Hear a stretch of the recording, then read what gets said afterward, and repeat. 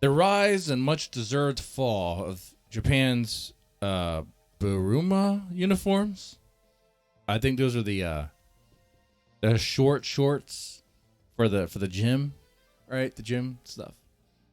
Of Japanese animation, you may have seen female protagonists wear outfits, as in the Whoa, case sorry about that. His volume was high. Whoa, that pierced my ears, man. of this or this. And although the wearing of these quote-unquote Buruma outfits has now officially been banned from all academic institutions in Japan, and their actual purchases in Japan are mainly made by a number of questionable men in order Yeah. Let me. You know what? This is 9 minutes long. The rise and much deserved fall. The fall was because uh, the pervy men lost power, and they got voted out. Okay, I don't know. People were like, "Yeah, that's kind of weird, bro. Why are these high school girls, junior high girls, wearing these skimpy shorts? Oh, it's for athletic purposes. Oh, really? Oh, that's strange. I even have those thoughts about like in the West, in America. You'll see. I don't know how they are now, but when I was in high school, the uniforms for particular sports for the girls was like, that's interesting. There, what's going on with that? I think you still see it with like volleyball. It's like shorts. Okay, and it's like okay, all right. Anyway, order to satisfy their fetishes, there was, believe it or not, a time in Japanese history when these quote-unquote Buruma outfits had to be mandatorily worn by all female students in Japan at school. So in today's video, we will discuss the rise and the much deserved downfall and disappearance of the Buruma uniforms at notice how like the shorts, or the shorts for the guys aren't as short and they're loose. They're not form fitting, while the shorts for the girls are very tight and form fitting. Japanese academic institutions. First, let us have a look into how the term Buruma actually developed in Japan. Buruma. From the fact that the Japanese utilized katakana alphabets to spell out the word, we can readily guess that the term originates from an English word, namely bloomer. Between the 16th century to 18th century, the fashionable dress of the time consisted of a rigid skirt that dragged several inches on the floor, which obviously very much constricted the movement of the women who wore such dresses. So the Right? readers of the Water Cure Journal, a popular health periodical of the time, actively began to promote the wearing of these quote-unquote bloomer dresses from the year 1849. These dresses were far more comfortable and unrestricting to that of the type of skirts worn by the women at the time, so were received well by many, including Amelia Bloomer, a 19th century American newspaper editor and women's rights advocate, whom the quote-unquote bloomer dresses were eventually named after by the year 1851. Okay. That's where the term is coming from, because those dresses are big and full. So how did we go from big and full to short shorts? Such bloomers were first adopted in Japan when the Japanese physical educator Inokuchi Akiri brought back the bloomers and the calf-length skirts with her once she returned back to Japan from the United States in the year 1903. Okay. And now that we know when these quote-unquote bloomers were first introduced in Japan, we have to now ask the subsequent question. And that is how these original bloomers look nothing like the bloomer or buruma that was later adopted in Japan. So let's find out how the buruma in Japan that was implemented in women's physical education went from this to this. Yeah, we're missing something here.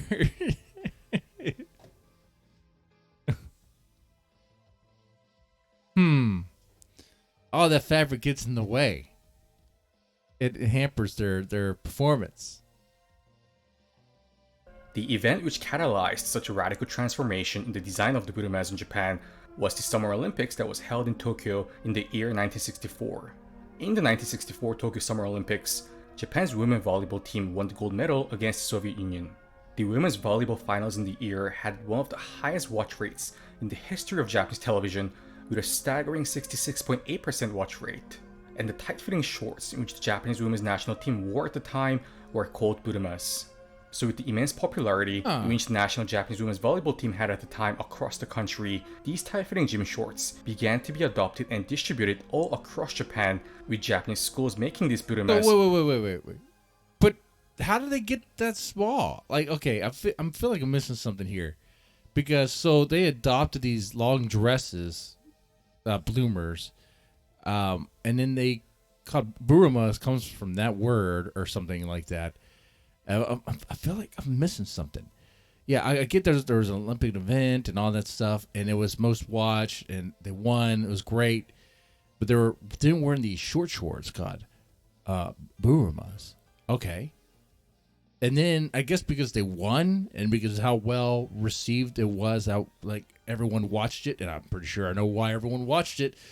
It was like, okay, we're gonna start using these because this is a winning uniform, tried and proven to be winning. Is that it, or is there something else? Which the national Japanese women's volleyball team had at the time across the country, these tight-fitting gym shorts began to be adopted and distributed all across Japan, with Japanese schools making these burumas a mandatory female uniform at the school physical education classes. But then again, although these 1960s versions of the buruma was indeed a lot quote-unquote shorter in the length of the garment compared to the original, it still did not look like these. So what Right, how did it become Speedos? To this final transformation of these Japanese burumas? The official reason for this was the rise in popularity of the Eastern European gymnasts across Japan.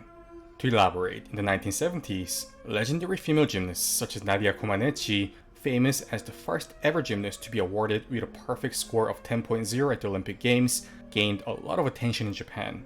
And with Japan being a country that places extremely high value on perfectionism, the board members of the Japanese Federation of Physical Education suggested this type of gymnast-inspired design of lower body garment to be implemented to all female students partaking in PE classes in the Japanese middle and high schools. Now, whether the authorities in Japan's federation... So, it's about performance reasons. It's all about performance, guys. It's all about performance. But, okay. All right. Oh, I don't think that's what it's all about. Of physical education were just weirdos who just wanted to make this as an excuse to have the young middle and high schoolers wear as skin revealing clothes as possible during the school PE period, or whether they were indeed so awestruck and genuinely inspired by the athletic performance of these Eastern European athletes and wanted the female... Yeah, was it a good motivation or kind of creepy motivation? Or could it be both? What's going on here? I'm going to go with a little bit of column A, a little bit from column A, a little bit from column B. Japanese students to be catalyzed to similar levels of athletic greatness by first emulating the clothes that they were wearing, we can never know for sure. But what we do know for sure is that these quote-unquote gymnast-inspired burumas were actually incredibly uncomfortable for the students who had to be wearing them. As you can see from this blog post written by Juju Kurihara, who was a student in Japan at the time when these burumas were a mandatory uniform for all female students attending PE classes, states that she was absolutely shocked when she found out that she basically had to be wearing underwear during the PE classes. And contrary to what the board members of the Japanese Federation of Physical Education believed, this style of burumas absolutely did not aid in any type of athletic endeavor, as according to Kurihara... It didn't help them at all. It didn't help them perform any better. Well, work when the gymnast wore it. Maybe the gymnast was just really good at what she did. It had nothing to do with the clothing she was wearing. They were extremely uncomfortable with rigorous movement, leading to your actual underwear being shown. And with such a revealing piece of garment being the compulsory uniform for all female students attending PE or any kind of sporting event held at school, it unfortunately garnered the attention of many, let's just say, perverts in Japan. For instance, it most certainly did. It does. For instance, if there was to be a sports day or a sports festival held at the school, a bunch of suspicious-looking men who were not in any way family or related to the female student arrived at the event with cameras, taking photos such as these. Now, if I was a parent of a 13-year-old girl... No bueno. At the time, the last thing I would want is a detestable pervert taking photos of my daughter from the rear. Yeah, you get punched in the face for that. You get punched in the face and thrown around and called an F word for that. You get caught a gamer word for that, and deserved. And it just is what it is, man. Hey, if any reasonable father caught a man doing something like this, there's gonna be a reckoning. Then these perverts who took these photos actually had the audacity to make a photo album out of these pictures in which they took and actually sold them as photo books.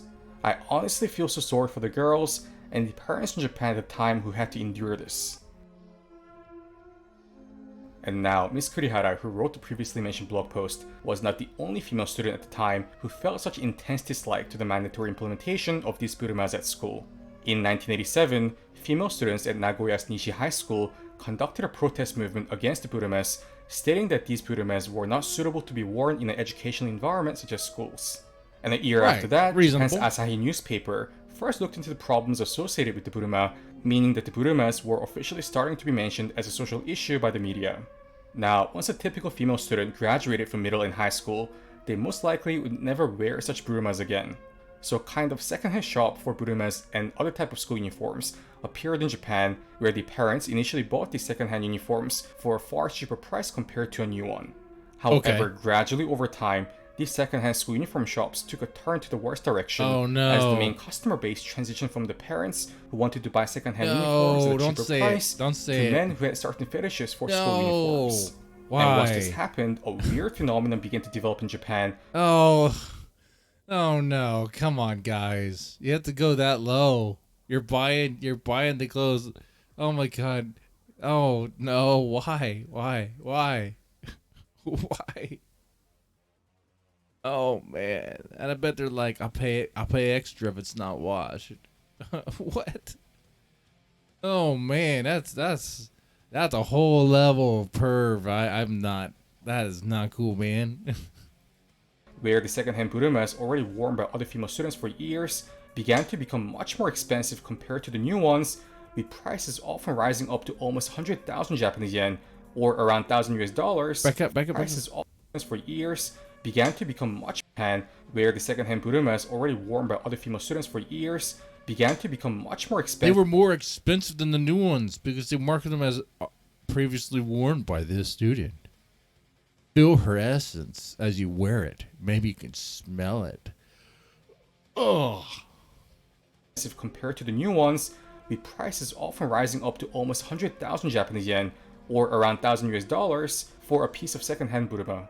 So with the exorbitant rise in prices of the secondhand burumas, the parents no longer had any incentive to buy them, meaning that the entire clientele of the secondhand uniform shops became men who wanted to fulfill their buruma or school uniform related as fantasies by purchasing the ones already worn by other students. Oh no. That's not good, Japan. That's a side of you could purge, okay? All right. Now, this leads to our next question. What drove so many of the men in Japan to have such out-of-reason fetishes with second-hand burumas, which then subsequently drove up the prices of these second-hand uniforms to exorbitant levels? Oh, there's a lot of perverts in Japan. And make these originally innocent second-hand school uniform shops ultimately to these strictly adult-only establishments. As many of you guys may already be aware, the Japanese economy experienced this bubble period during the 1980s. And before the bubble burst, many corporations and business enterprises in Japan had more money than they knew what to do with, meaning that there was also more capital than ever that could be invested into the Japanese anime and manga studios. And while this is certainly debatable, many regard the bubble period of Japan as the quote-unquote golden age of Japanese anime and manga, as manga titles such as Urusei Yatsura, which is still one of the best-selling manga series of all time, or anime titles such as Gunbuster. I think I've seen some of these. Is considered extremely iconic in the robot anime circle, were all released during this time.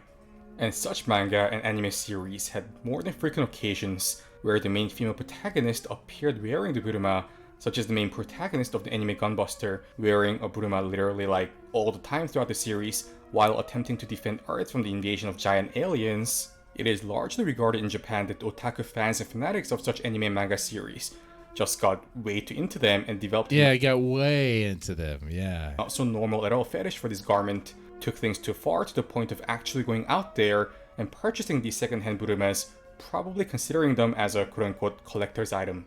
So with such second-hand school uniform shops being more and more recognized as a social issue in Japan, particularly with the buruma, originally intended to be a quote-unquote gymnast-inspired PE uniform for all female students in Japan at the time, transitioning into a means for certain abnormal men in Japan to fulfill their S fetishes, the buruma was entirely banned across all schools in Japan from the year 1992. And although this Japanese gym garment has technically been banned from Japanese schools for more than 20 years now, its legacy and its presence in Japanese popular culture as a part of that quote-unquote weird side of Japan still very much remains. Alright everyone, thanks for watching today's video. Please subscribe to the channel and leave us your thoughts on the Japanese Buruma on the comments down below. And make sure to check out our book by clicking the link in the description as well, and we will see you guys. Check out their book, guys. Check out their book. The channel is Al and Helen. Definitely check it out. Whoa. Okay. The rise and fall of the Japanese Buruma uniforms. Okay. Well, I'm glad it's not so. I'm glad it was banned. That's good. Interesting how it caught on. I don't understand how it connects to. I still don't get really the link between Burumas and the bloomers, because one's a big dress and the other one's a hot short shorts, underwear, Speedo. But somehow they're connected. Okay. All right. I do understand how, like, when the athletes were worried during the Olympic Games and all that stuff, that, like, because they won and I guess how they looked and because there was a lot of eyes on them, it was like, okay, these uniforms need to be worn because more people are going to notice Japan and Japanese athletes, and maybe it helps with performance because they won. But and so, and of course the perverts were like, yeah, totally, man.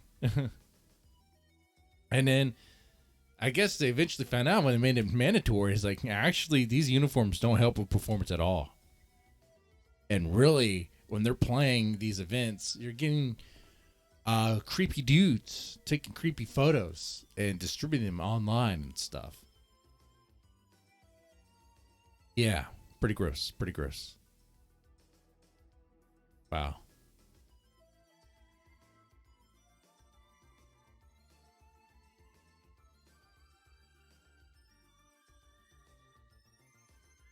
All right.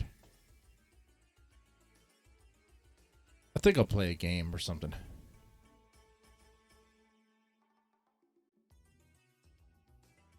think I'll play